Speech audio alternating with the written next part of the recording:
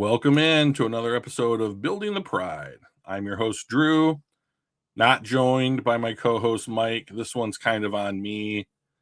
Didn't tell him we were doing the show. Assumed that he was busy with work. Updating my scroll, my ticker. So this week, first of all, I hope all you guys are safe and doing well. It's not as cold as it has been, which is nice because it's been really cold. And I am in the process of changing houses. So it's going to be a change. So if you see, hopefully I'll be able to move quickly and you'll see this background and stuff change behind me. So hopefully we can make the new office into kind of like a podcast studio. But I have been talking with a guy from work about the Lions, and he's asked some really good questions. And one of them is, do we feel like the Lions window is closing? It's a good question. So I thought we would take a look at that today and then talk about like what makes a team's window open and a team's window closed. So I'm going to bring up over the cap, and we're going to look at the 2026 cap here real quickly. If you guys have any questions or thoughts, please throw them in the chat. We'll talk about them. Okay. So let me see. I gotta share my screen. Go back to the thing. Add the screen. Okay. So here we go. So here's the Lions for the 2026 season, which does not start until March 15th, I believe. The Lions currently have 54 players that are signed. Okay. So they have one more player right now on the roster than they are allowed to have at the start of the next season after the preseason ends. And we see that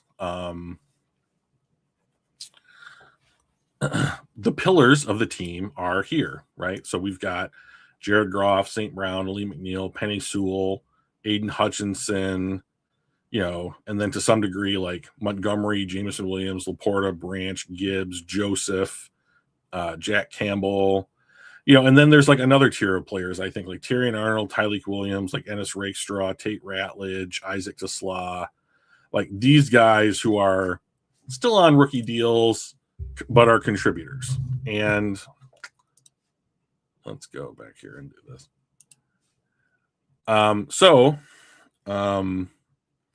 What makes a team's window open, right? And as far as I am concerned, the way to look at whether or not a Super Bowl window is open is, can you win your division and make the playoffs? Check. Are you able to then beat the teams that you see in the playoffs? Okay, so that's what I want to talk about first. So the teams the Lions have defeated in the playoffs under this regime are the Tampa Bay Buccaneers, the Los Angeles Rams, and I think that's it. I have a hard time remembering like past seasons, like on a game by game basis. But the Rams made the conference championship this year.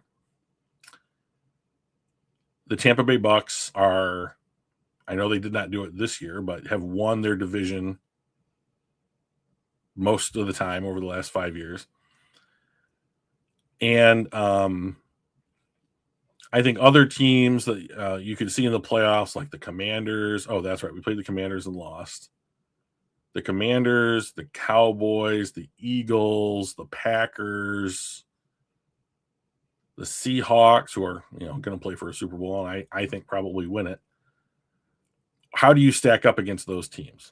And of all the teams in the NFC, I think the Lions match up the poorest against the Eagles. And I think it's because the Eagles and the Lions are both trying to do the same things. And when it comes down to that, like it becomes a matchup of matchups.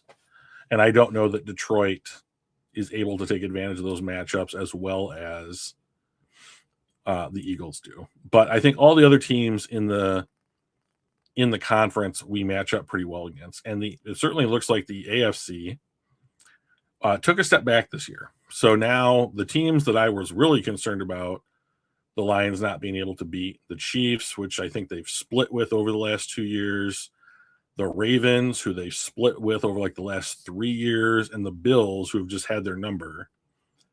I think their rosters are in a place that needs some retooling, right? So now they're more vulnerable. And so I say all this to say the Lions Super Bowl window is open. And I think there's some trepidation about this season because the Lions didn't live up to expectations. But I think the issue with not living up to expectations is largely due to the fact that Ben Johnson left and not having his play calling acumen on the offensive side of the field hurt the Lions, but they still finished as like I believe they were the 4th highest scoring team in the NFL and like a top 5 offense. And people, and so people look at that and they're like, well, that doesn't really pair up that well when you consider a 9-8 record. And I agree. Like, tell me why a team can score the 4th most points out of any team in the NFL and still have a 500 record, And to me, what it comes down to are what I'm learning to be the quintessential criteria or stats that lead to winning teams winning games, and that's turnover differential, third down efficiency, holding your opponents on third down, red zone efficiency, and defense in the red zone. And it looks like the Lions are good at red zone efficiency. They're not as good defensively in the red zone. They're not very good at converting on third down. They're not very good at getting their opponent off the field on third down. And their turnover differential is mediocre, right? So I bring up the roster to basically say, like, if the Lions have to go into the season tomorrow, I'm real confident in their ability to field the same quality of roster this upcoming season that they did this last season. So I'm just going to jump into a mock because that always helps me organize my thoughts. So let's choose a team. Let's choose Detroit.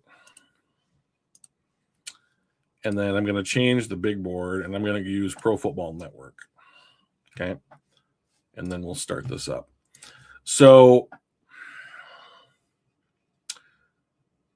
I think the thing that is bothering people about this season is, the offensive line wasn't good, and therefore Jared Goff wasn't as good. However, Jared Goff had like a statistically solid season. And like 4,500 yards, like 30-10. I'll look up his stats here just real quickly.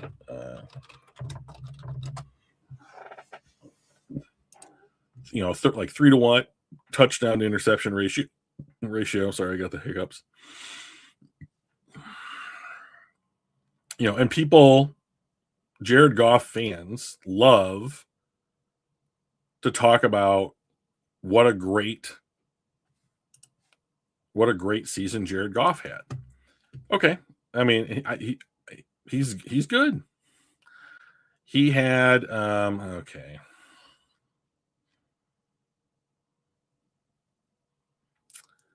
If I have a problem with PFF, it's that I don't always, here we go, know where to go look to find their stuff. All right, so season stats. He had a completion percentage of 68%. Excellent. 4,500 yards, 7.9 yards per attempt, 34 TDs, 8 picks. So that is a ratio of what? 8, 16, 24, 32. So just over 4-1. Really good. He had 16 big time throws and 13 turnover worthy plays. So I've always kind of wondered what these things are. A big time throw, a pass with excellent ball location and timing, generally thrown further down the field and or into a tighter window. And then a turnover worthy play, a pass that has a high percentage chance to be intercepted or a poor job of taking care of the ball and fumbling. So, subjective stats, right? All stats are subjectives. He had his receivers dropped 19 passes this year. Wow. That's pretty crazy. He had 16 batted passes. That is the most he has had in a season. He was sacked 38 times. He committed 5 penalties. So he had a good year statistically, right? Like there's nothing about those stats that leap out to me and say Jared Goff was the reason the team was 9-8, right? I think the type of player that Jared Goff is doesn't limits the team and how they can approach winning, right? Like he doesn't do anything with his legs. You can't call plays that like get him outside of the pocket. Like he doesn't stretch a defense with his arm. He is a inside the box quarterback. Okay, that's fine. Their offense was 5th in the league in the year. So if the offense was 5th, we start every game tied at 0. So if the offense is 5th, that should be good enough to win more than 9 games, right? Like to me, the issue is the defense. To me, the issue is the turnover differential is not high enough. So I wanted to explore some options for like maybe can we fix the O-line and make the defense significantly better. So let's take a look. All right, so we're picking 17.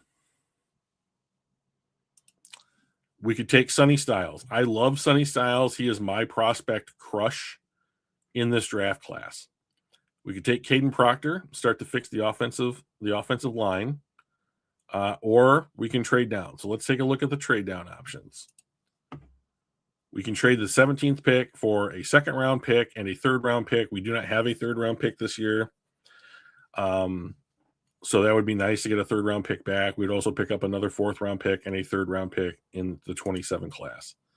This is the same trade with slightly better stuff. And then this is the trade that I would probably do.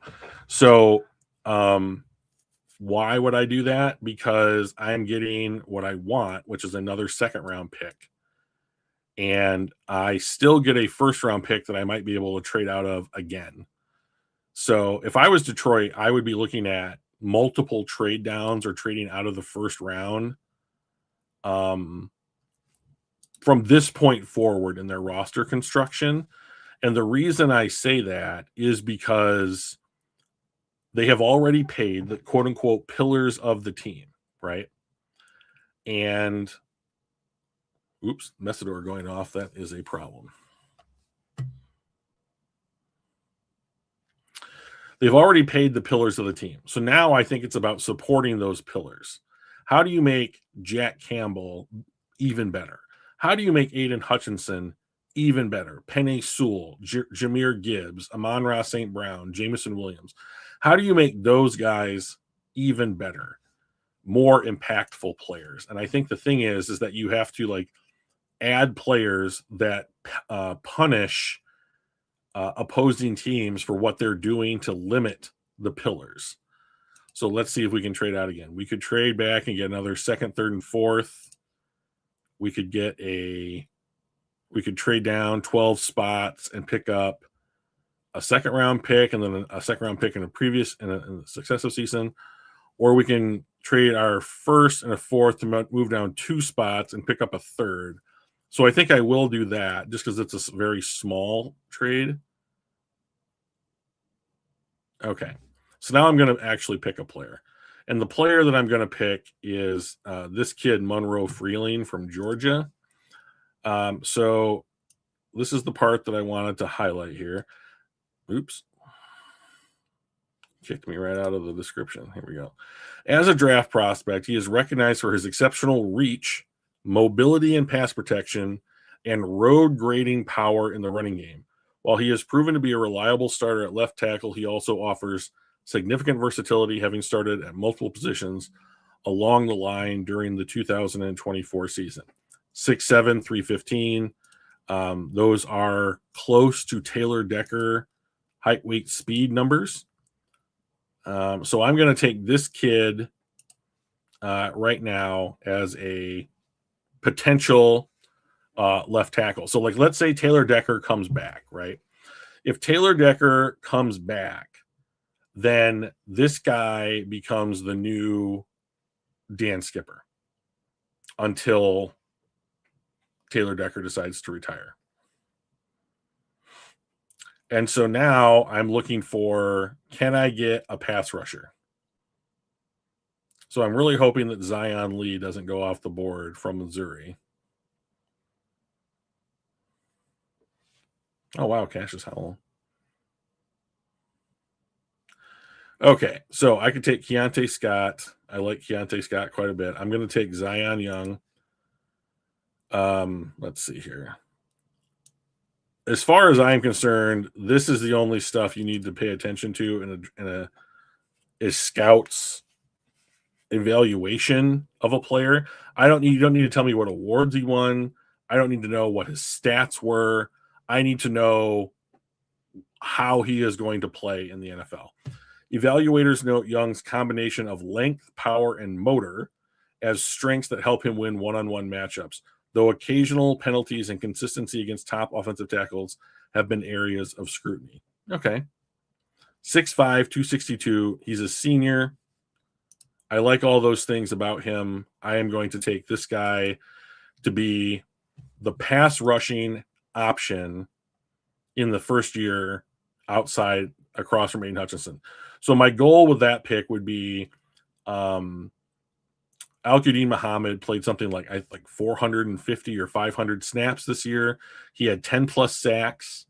You know, if you give him the starter's role and say, go get the quarterback, then I think that you could have 2 players, with 10 plus sacks.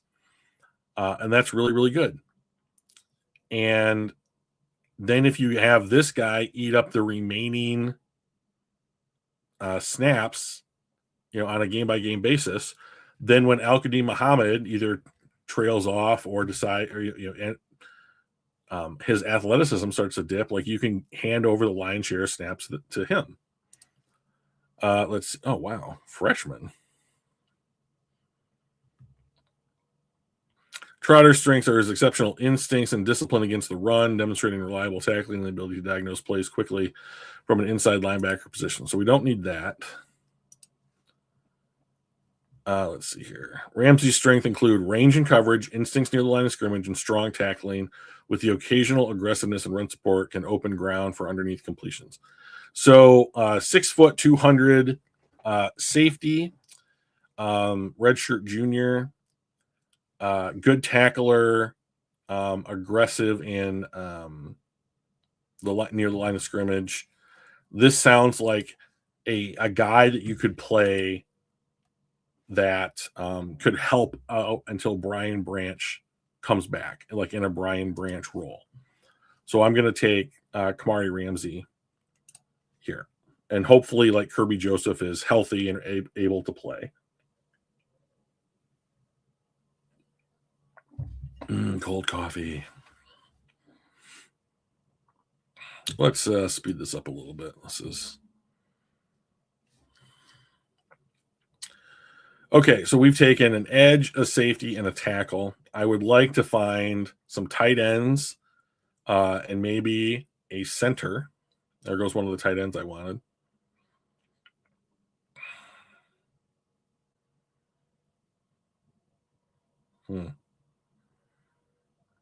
Oh, there goes one of the centers I wanted. Interesting.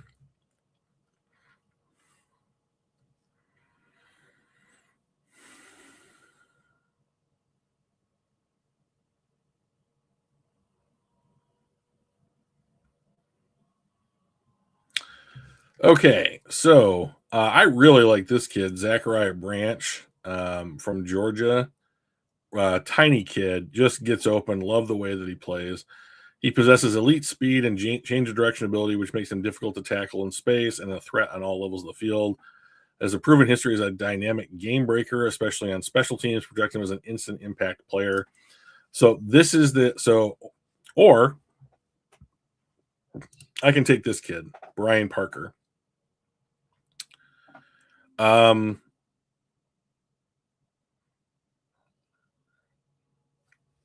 Let's see.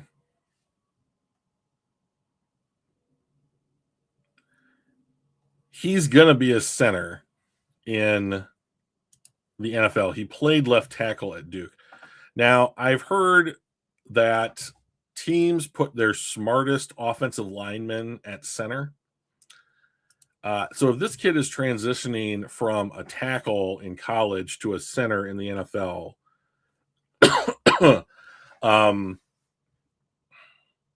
he's got to have some smarts. And like, I think that's what we're going for in Detroit. Right now, 6'5", 300 is pretty slim. And he's going to have to add weight probably in his lower body in order to anchor against great big defensive tackles. But I think right now, Tate Ratledge had a solid rookie season as a right guard. And I think that if you plug in a guy like Brian Parker and you let Tate Ratledge another year developing at guard, you're going to get excellent guard play from Tate Ratledge. And you might as well have Parker start right away. I don't see why you wouldn't. I mean, people will probably be upset with that and with the growing pains, but I don't see how you get around it. Now, the Lions could also go out into free agency and sign like Connor McGovern or Cade Mays and bring them in. And then Brian Parker is your backup developmental center. And I would much rather have a developmental center who is smart, who needs to gain weight and refine technique on the roster than somebody that's like Giovanni Manu, who's like, this guy's just enormous and proportional for a human being. So we're going to have to teach him the entirety of the game of football. You don't have to do that with Brian Parker. You just have to get him acclimated to the playbook and on like a 6,000 calorie a day diet, you know? So here we are. Now we are in round 5.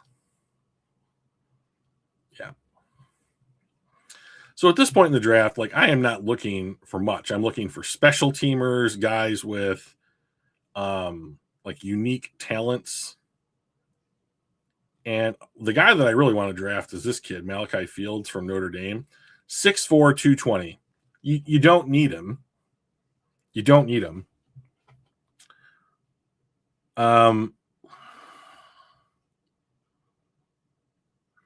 He's enormous. 6'4", 220 is enormous.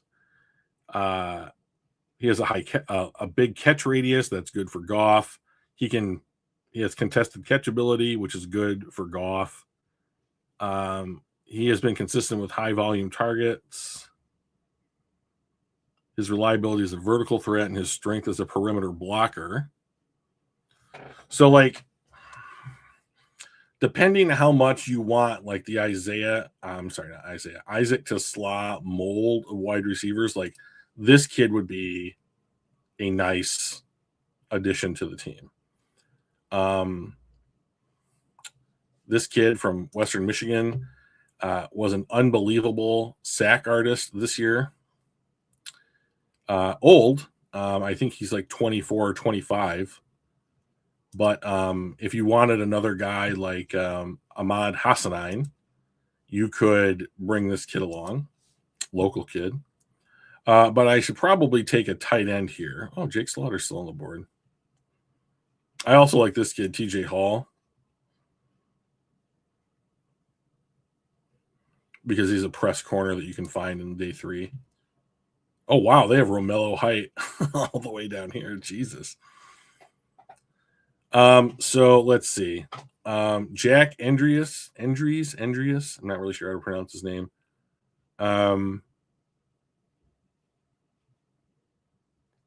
He is another Sam Laporta, so he's going to be like a pass-catching tight end.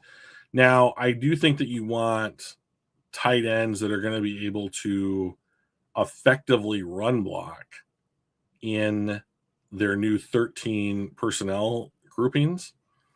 So I'm not sure if he is the best tight end in the bunch. I would be looking for guys that are like in the 250s or 260s.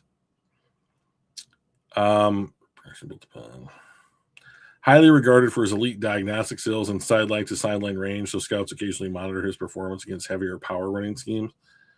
6'1", 230 is pretty slight for a linebacker at the NFL level. But like, I do think that there's the possibility that Alex Anzalone leaves in free agency. He and the Lions had contract differences of opinion last year that were largely resolved. But I bet that the Lions are going to let him test the market.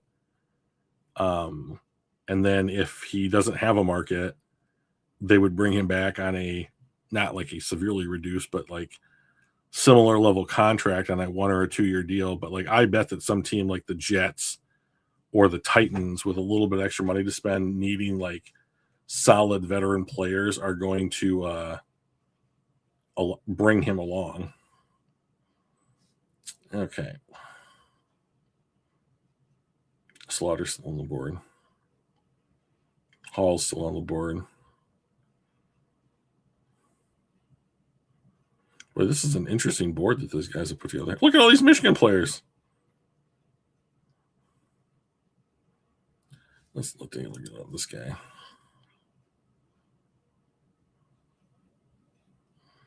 Nope.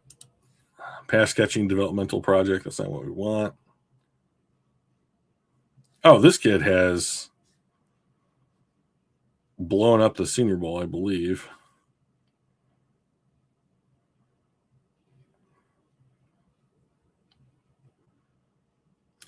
So, like, the Lions are going to want tight ends that can block. This kid.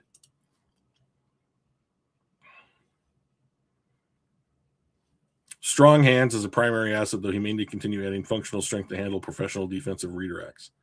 He is viewed as a durable and polished inline blocker who thrives in a physical run-based offensive scheme. Yeah, welcome to Detroit, Sam Roush. Now, I'm overdrafting him pretty severely here. But I also think that, like, Brad Holmes is not opposed to overdrafting a guy. Okay, so now we're going to scroll all the way back up to the board. I'm going to take Michael Taff. He's a high IQ defender with elite instincts and relentless competitive streak. Detroit will love that. His primary strengths include tackling reliability, positional flexibility, though he is often noted for more of his grit and leadership than raw physical tools. That sounds like a Detroit Lion to me. And like, the injuries to both Kirby Joseph and Brian Branch are troublesome, especially in the short term. In the long term, Branch is probably coming back totally healthy. looking much like he was before the injury. Kirby Joseph's the guy that I'm worried about. He is supposedly the issue with his knee is not one that can just go away or be fixed. And like his problem is going to be pain management for as long as he can stand it, basically. So I don't know.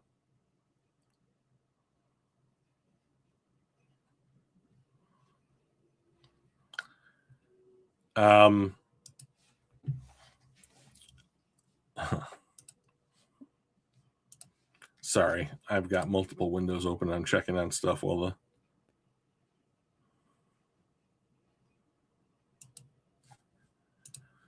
all right. Well, at this point, like you can take a center or a defensive tackle just for depth.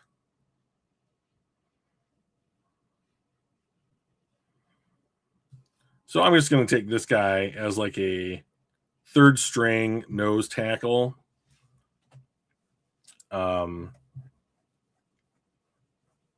I think DJ Reader probably isn't on the team next year.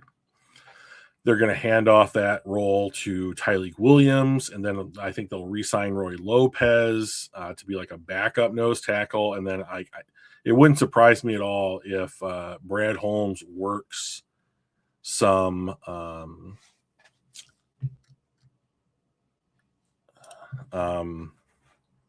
redundancy into the position. So I took Marlon Klein there from Michigan. I've watched his entire collegiate career.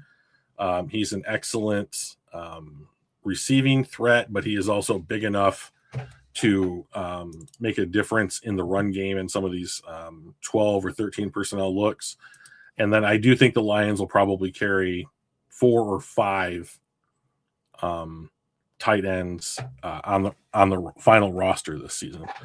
So I wouldn't be surprised if they went very heavily into tight end through the draft. Just day 3, good position to take on day 3. You can find the trait that you're going to want them to use most of the time.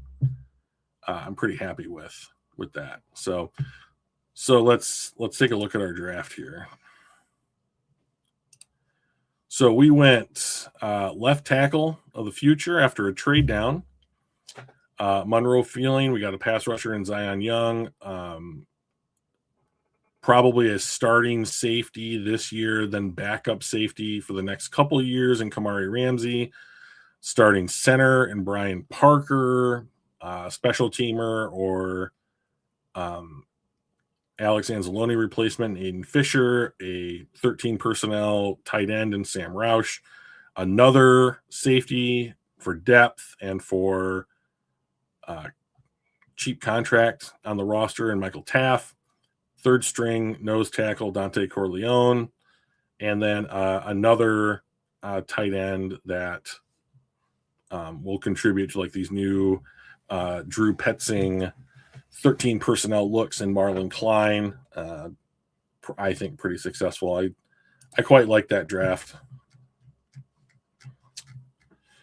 Let's see. Let's change it up. So let's change the board. We're going to use Draft Tech.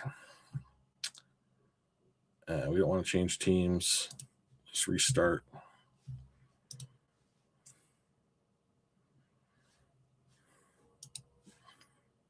Ooh, Caleb Downs went number 2. Where will Arvell Reese go?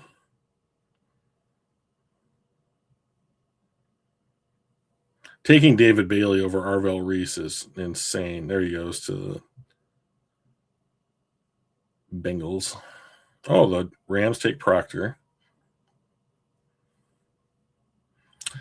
Okay, so we look on the board here. Sonny Styles is on the board. I have a prospect crush on Sonny Styles. Let's look at our trade down scenarios. New Orleans wants to come up. We can get the 42nd pick this year and their first round pick next year. That is very, very enticing to me. I love this trade. 17 for 33 and 44. In fact, I think I'm going to do that. I'm going to trade out of round 1 with the Jets. So we will have the first pick in the second round, and now we will have 3 second-round picks. And this is what I think the Lions should be doing, is get out of the round with the most expensive players and then add just quality depth players to the team. Helps your depth, will help insulate your cap, might even help you create compensatory picks, because the roster will eventually require turnover, right? Like players like Alex Anzalone, Amik Robertson, Brock Wright, Taylor Decker are in various stages of usefulness to the Detroit Lions. So I'm going to take Akeem Mesidor here and they list him as a 5-tech defensive lineman. So if I'm doing the math right, that's over the center, in between, over the guard, in between, over the tackle. So like he doesn't line up outside the tackle, but he lines up over the tackle, and that's fine with me. Ooh, we have a real opportunity here to get big on the lines. So I'm going to pick at 50 as well. So what I want to do here is I want to say, what's the best 2 players that I can get? So if I could take Caden McDonald and basically have a built-in replacement for DJ Reader. So then what do you do with Tyleik Williams? So maybe that's not the best use of the roster. I do think it's the best use of the draft. Let's see. I could take Monroe Freeling and have some built-in insulation against Decker retiring, right? And then what do I do at 50? Well, if I take the D lineman, I could take this tackle, Max Henshaw, 6'6", 330. Okay, that's where that's right around where you want to be. As a prospect, he is valued for his high ceiling and functional strength, though some scouts know he's still refining the technical points on his pass set. Okay. His strengths include his massive frame and proven ability to keep the pocket clean, notably allowing 0 sacks, over 200-plus pass blocking snaps during his debut season in 2023. So it's interesting that like they're using his 23 tape as the highlight and not 24 or 25. So I want to look into that. So I can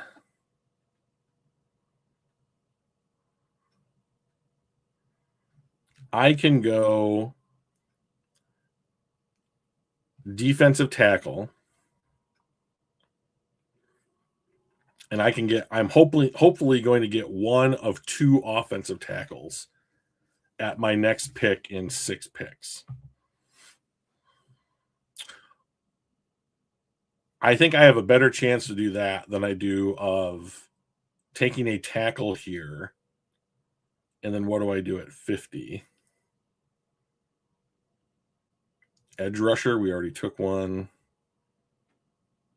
I just like this better. I think this is just a better use of resources.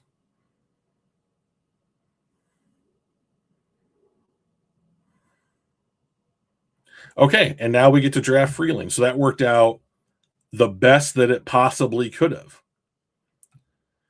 So we traded down out of the first round, and we got a pass rusher, a run stuffing nose tackle, and a left tackle for our troubles. I think and we're all going to pay them second round money.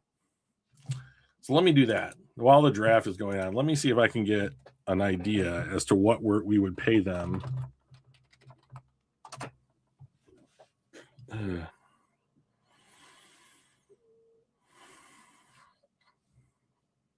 Contracts table.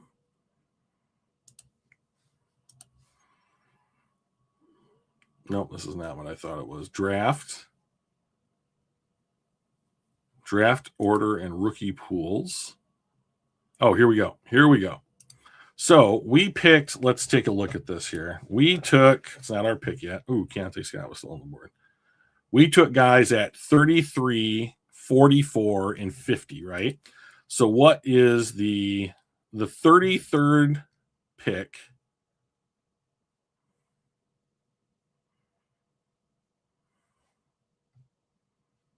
If I'm reading this correctly, which I don't know. Rookie cap numbers by round and pick. Round 3, pick 33 is 1.2 million.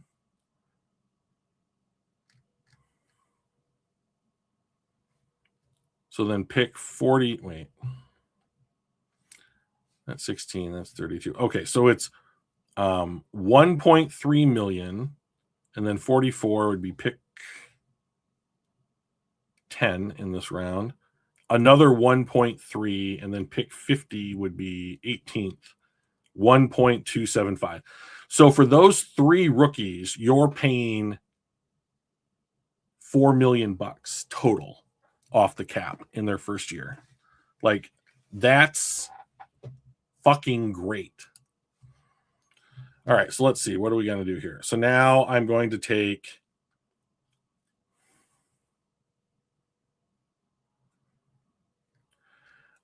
this corner, Chandler Rivers from Duke.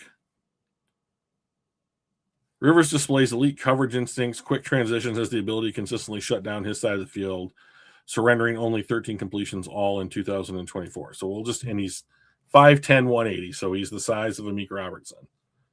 So maybe he's the Amik Robertson replacement in the slot with some outside corner potential.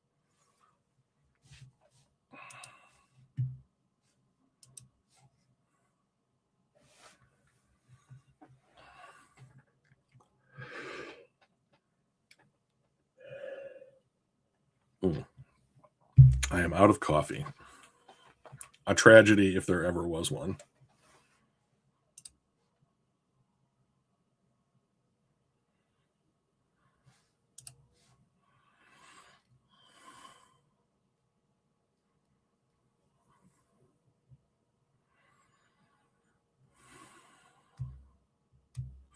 This is the best mock draft simulator I think that I've come across. Okay, so I'm going to take this kid, Oscar Delp, 6'5", 245. His main strength is his improved run blocking, which he excelled at this season, though his receiving production and separation ability in the pass game have been inconsistent. Okay, so maybe I don't need that.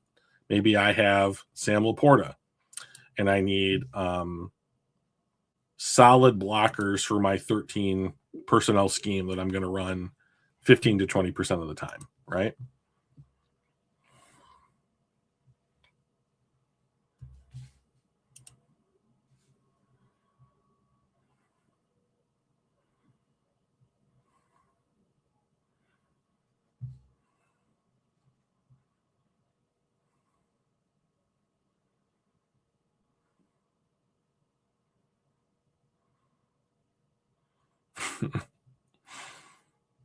Yeah, it's funny watching all the players you want to draft get taken ahead of you.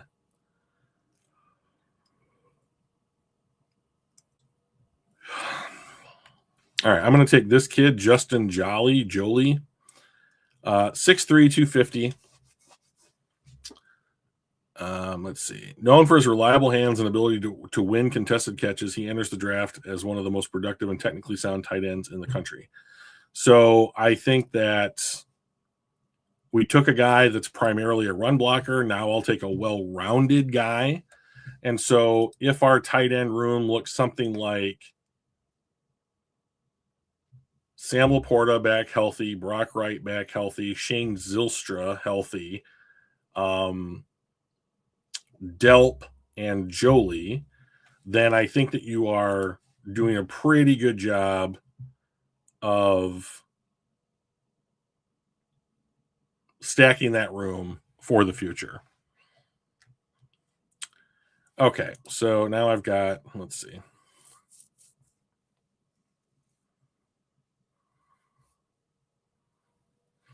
So I'm going to take a 3 technique defensive tackle.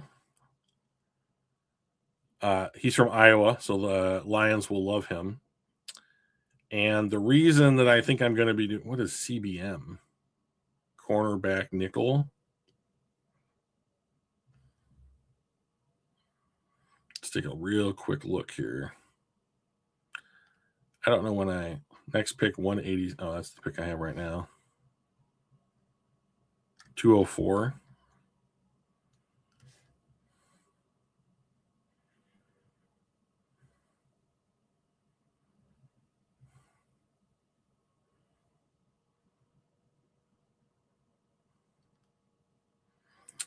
Okay, let's see what we can do here. What can we do? What can we do? So if we sign a center in the offseason, we still haven't taken a center in this draft.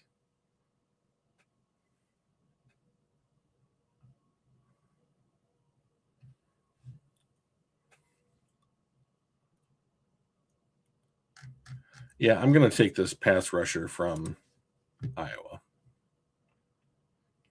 And now I'm hoping to get Pat Coogan from Indiana or Keelan Rutledge from Georgia Tech at my next pick.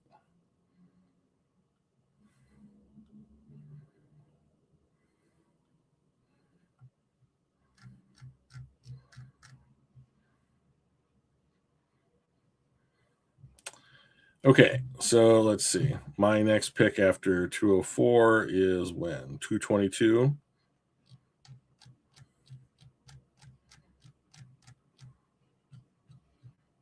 Whoops.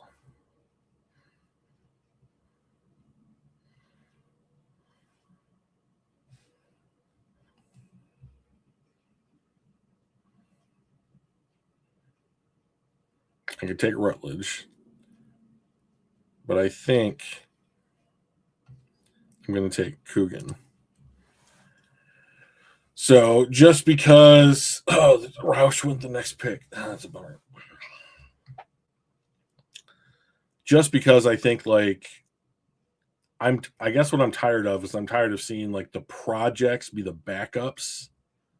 I would rather see a dude with some talent who's played 3 years of college football to be the backup and not have it be a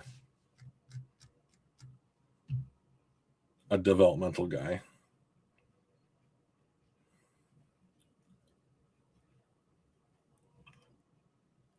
Oh boy, I'm so tired. I quite like this guard. Cooper is recognized as a powerful blocker with exceptional raw strength and extensive experience as a multi-year starter. His ability to anchor the pocket and provide a physical presence in the run game are his defining traits. So if you take this guy and your offensive line looks like, let's just look at who we've taken here. We took pass rusher, D tackle, left tackle, corner, tight end, pass rushing interior lineman, center. This is our last pick of the draft. So like, how am I maximizing this roster? Like, I think that the best way to do that is to take another good interior offensive lineman, just so that it's like, okay, you've taken a left tackle, a center, and a guard across the 7 rounds of the draft. We got pass rush help. We have a replacement potentially for Amik Robertson. And there's some other. We're going to take a look at the entire thing here in a second, but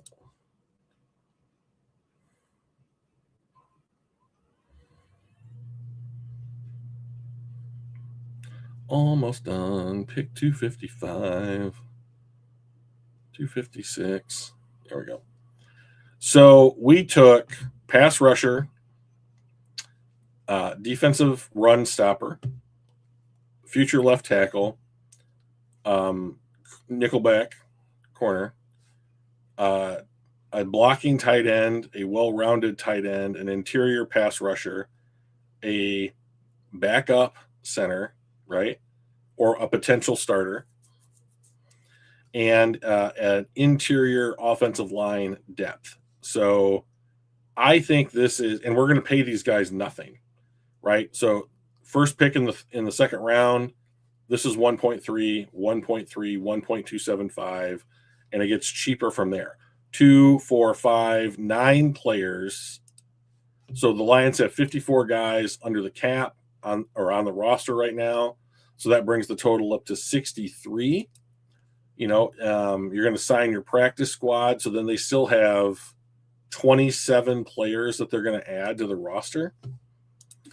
So let's change this up again. We're going to go NFL mock draft database, and we're going to start here. So we've seen stay and pick it where you're slotted. We've seen trade down. What are we going to see in this one? This is a different board.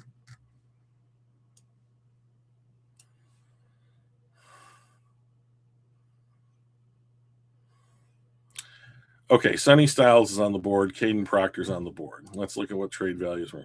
So we can trade with Denver. We're going to get a first, a second, and a fourth round pick. I quite like that.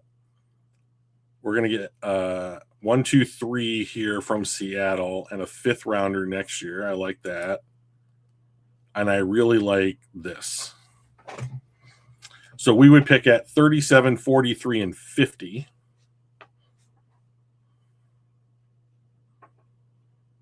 So let's just take a look at those.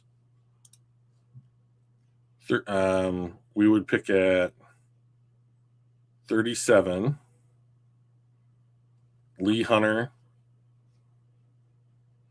Maybe a guy falls. Like, could Monroe Freeling be on the board? 43. Zion Young. 50. D'Angelo Pons. AJ Halsey.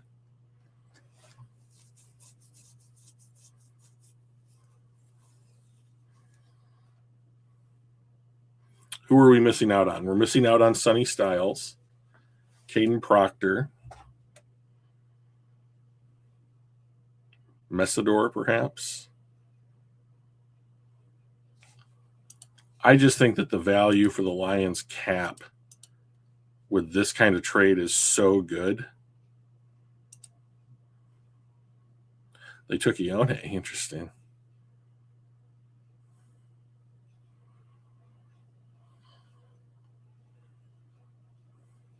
Oh, there goes Freeling. Shoot. Oh, there goes Miller. Wow.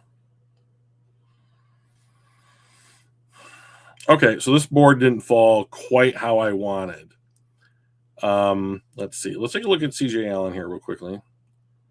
Allen's strengths include range, sideline to sideline, physical tackling, instinct and run, while coverage in space and pass rush moves from a linebacker spots are areas of refinement. So that's kind of the opposite of what we want. Let's look and see if Anthony Hill's any better. Over his collegiate career, he's been recognized nationally for his disruptive defensive production and leadership. So that doesn't really tell me anything about what he does. 6'3", 235. This guy is like crazy.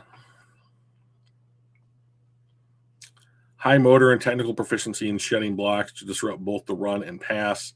Scouts view him as a foundational defensive tackle with the functional power required to translate immediately to the professional level. 6'4", 320.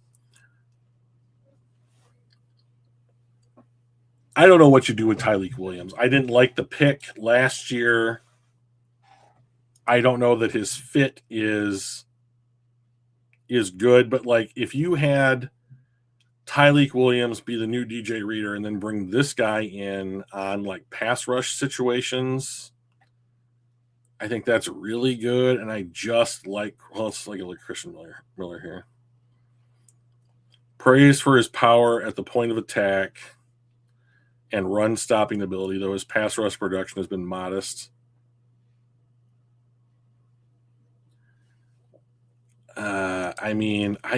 This guy's bigger and better.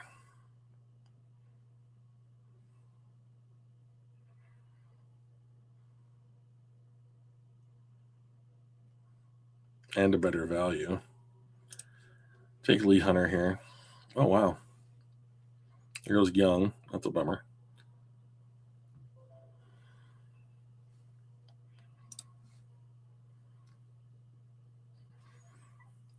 Miller's still on the board. I could take. Let's look at Chris Johnson. Started all 12 games, showing his elite early playmaking ability. His profile emphasizes elite instincts, coverage technique, and ball skills with minimal exposure and coverage relative to peers.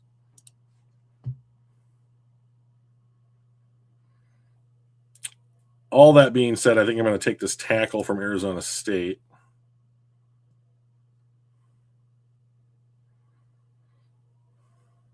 Oh, rats. They took him right in front of me.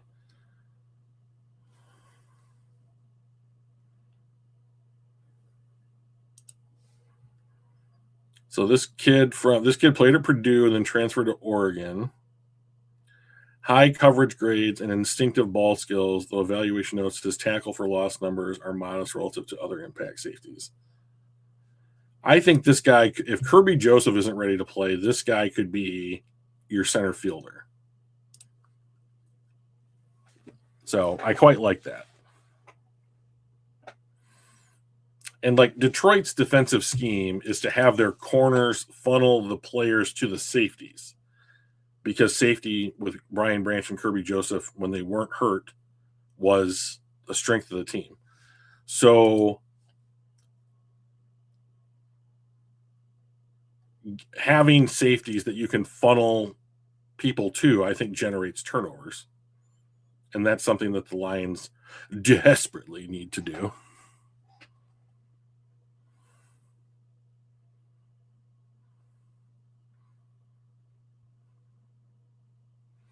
Will Max Clare, no.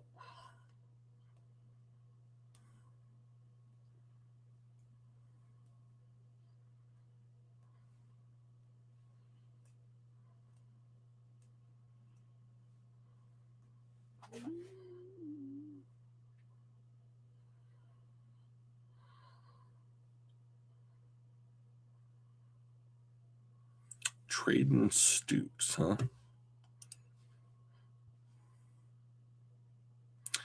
Okay, so why am I looking at another tackle? 6'5", 311, so a little bit lighter than what we would typically like. Draft analysts highlight his impressive footwork and pass protection and his natural ability to move in space during zone blocking schemes. While his athleticism is a major strength, scouts have noted that he could still benefit from adding functional strength to better handle elite rushers, power rushers at the next level.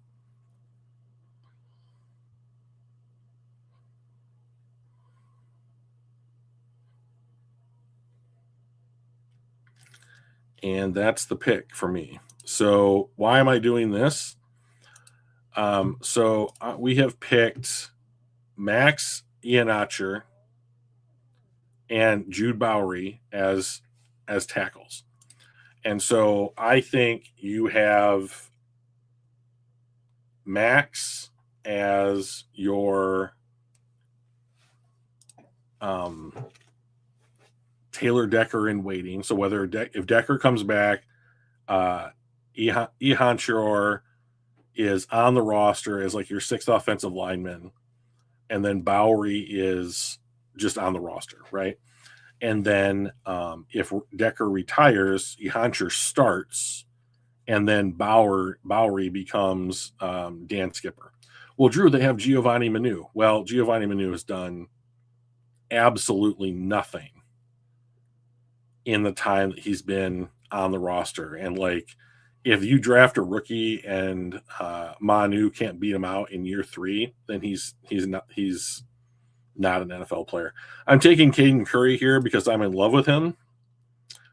I watched this guy play at Ohio State.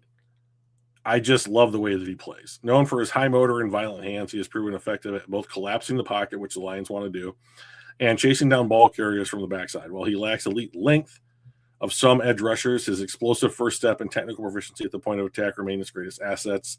As a situational pass rusher, I would be thrilled with Caden Curry on the Detroit Lions.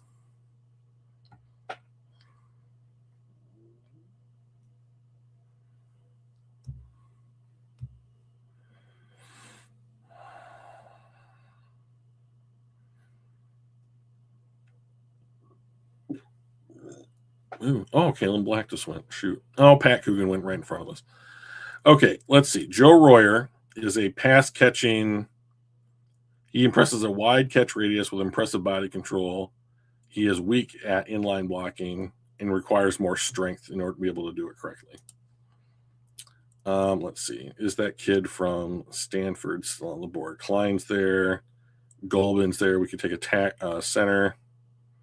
I do like this kid, Jaden Kennedy from Oregon. Primary strengths are his positional flexibility and high football IQ, allowing him to excel at corner, nickel, and safety. While he is highly competitive, he occasionally lacks elite recovery speed and physical size required to mirror larger, more physical receivers in man coverage. I still really like the kid, though.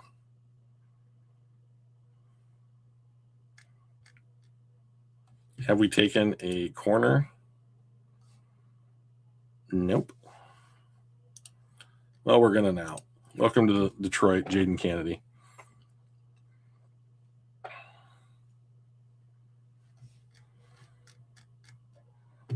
Let's see if this tight end can block. Highly regarded for his elite athleticism and versatility. Is this the kid from Ole Miss? Yeah. Yeah, so he's not a very good run blocker, so we're not going to do that. We could take a running back. I know that what's his name? Craig Reynolds is in New England now. Oh, we'll take this kid from MSU. He's a center. He can be a backup center or a primary center.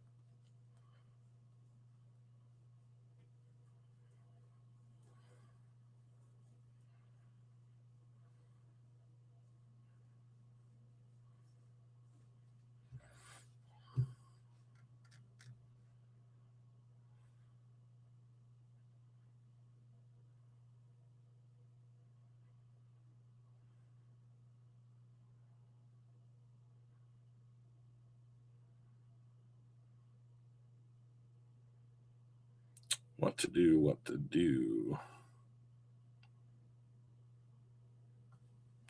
I'll take this kid. No, Nate Borkercher for the tight end room. We need a tight end.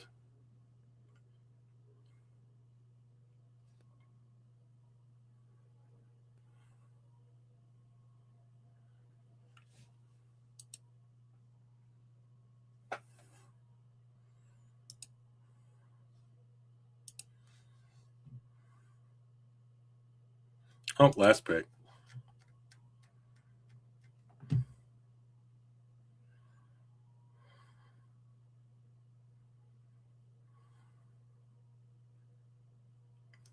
Cole Wisniewski.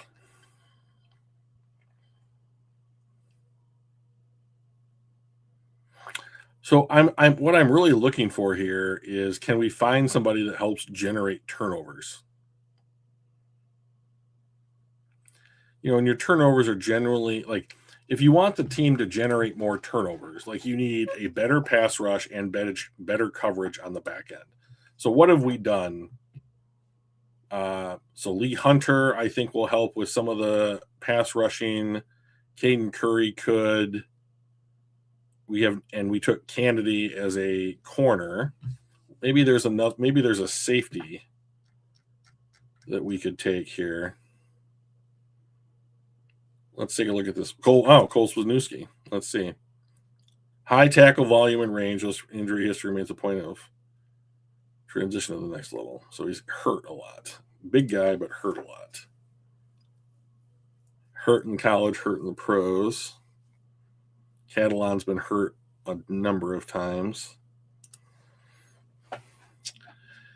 His draft strengths center on his elite physicality and run support and proven knack for forcing game changing turnovers. However, improving his overall range and fluidity and deep zone coverage remains a key area for his professional development.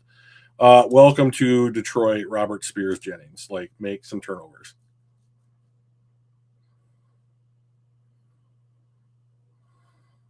Hey, Dominique Zavada got drafted from Michigan. Great job, kid.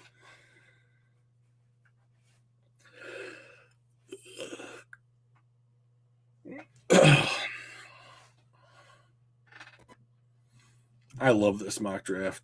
I love this mock draft simulator. This is excellent.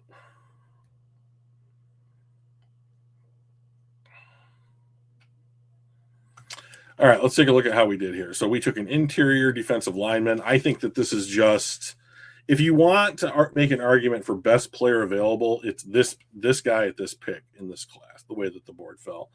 We took a tackle.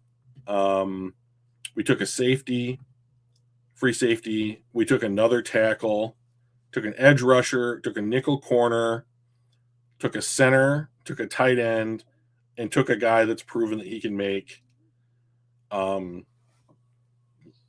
turnovers. So I like something like this. I think that this is what we need to do in order to improve the overall quality of the team. So not really so much a mailbag as like just a mock draft, like theory crafting. So hopefully we're going to get into the combine and get some, measurables on all these guys, see how they perform in the drills compared to one another, and start figuring out which ones are fits for the Detroit Lions. So until the next time, stay safe, stay warm. See you back here next week.